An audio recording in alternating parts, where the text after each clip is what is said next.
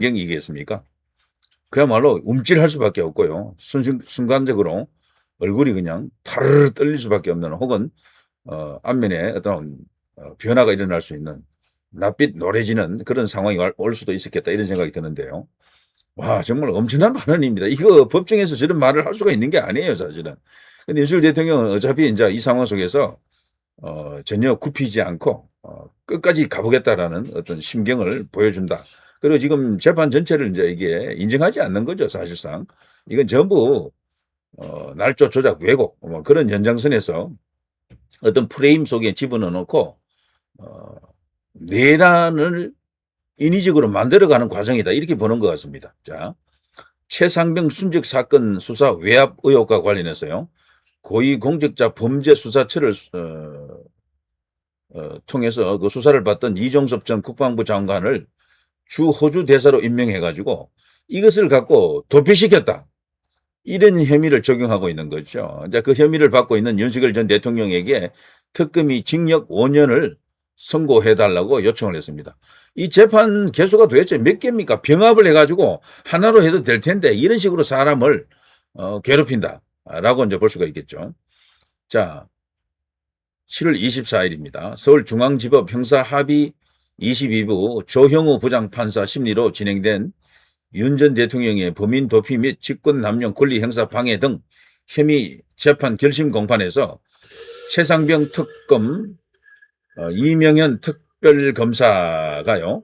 피고인 윤석열은 자신의 범행을 은폐하려는 사적인 목적과 총선을 앞둔 정치적 목적을 위해 국가 권력을 총동원해 범인 이종섭을 호주로 도피시켰다. 라며 구형했습니다. 자, 특검은요, 국가의 형사 사법 작용 자체를 무력화해가지고 국가의 범죄 수사권을 정면으로 침해한 것이다. 이렇게 지적하고 있는데요. 함께 기소된 조태용 전 국가안보실장과 박성재 전 법무부 장관은 각각 징역 3년, 이시원 전 대통령실 공직기강 비서관과 당시 법무부 차관이었던 심우정 전 검찰총장, 장호진 전 외교부 1차관은 각각 징역 2년을 구형했습니다. 자, 이날 법정에서 윤 전 대통령은 특검 여러분은 안전할 것 같죠? 공수처의 직권남용 등을 전부 알고도 특검이 근거 없이 기소한 것은 직권남용이다. 이런 주장을 했습니다. 그러니까 당신들도 언젠가는 걸린다. 이것을 그들에게 주지시켰다라고 보고요. 특검들도 상당히 쫄 수밖에 없습니다. 저렇게 되면은. 그리고 역사는 또 흐르고 세상은 돌고 돕니다. 반드시 엄지가 양지되고 양지가 엄지되는 날이 온다. 화무 11홍이다. 이런 우리가 진리를 믿고 있는데요. 자, 선고 공판은 9월 11일 열린다라고 합니다. 9월 11일.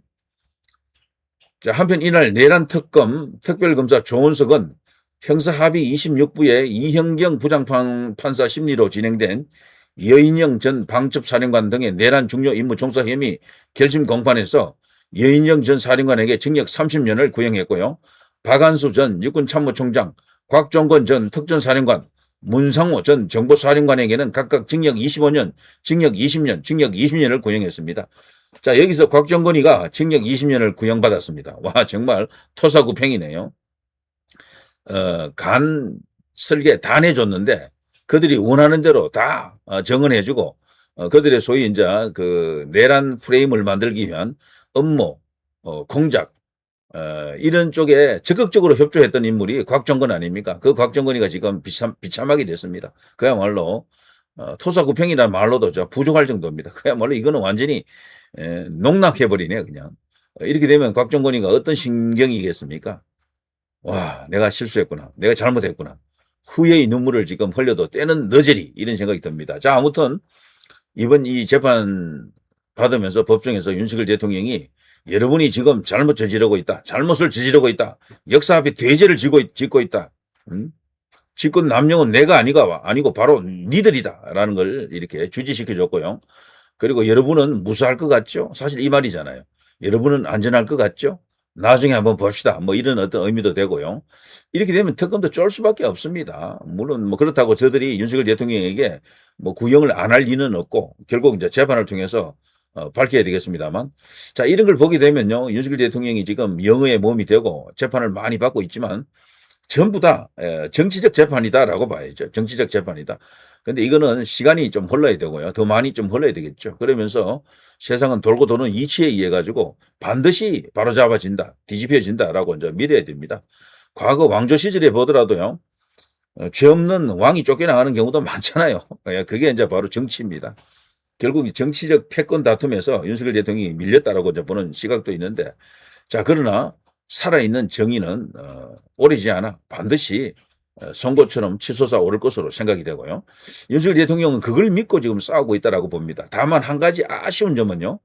윤석열 대통령의 저 포지션을 계승할 수 있는 정치인이 현재 없다라는 거죠. 이게 좀 아쉽습니다. 사실 좋아하는 사람들마다 누구 있습니다. 누구 있습니다. 이렇게 말할 수가 있지만 제가 볼 때 다들 결격 사유가 조금씩 있어요. 당의 장경영 대표도 어느 정도는 연결이 되지만 완전체는 아닌 것 같고, 전한길 대표도 상당히 좋은 조건을 갖고 있지만 완전체라고 볼 수 없습니다.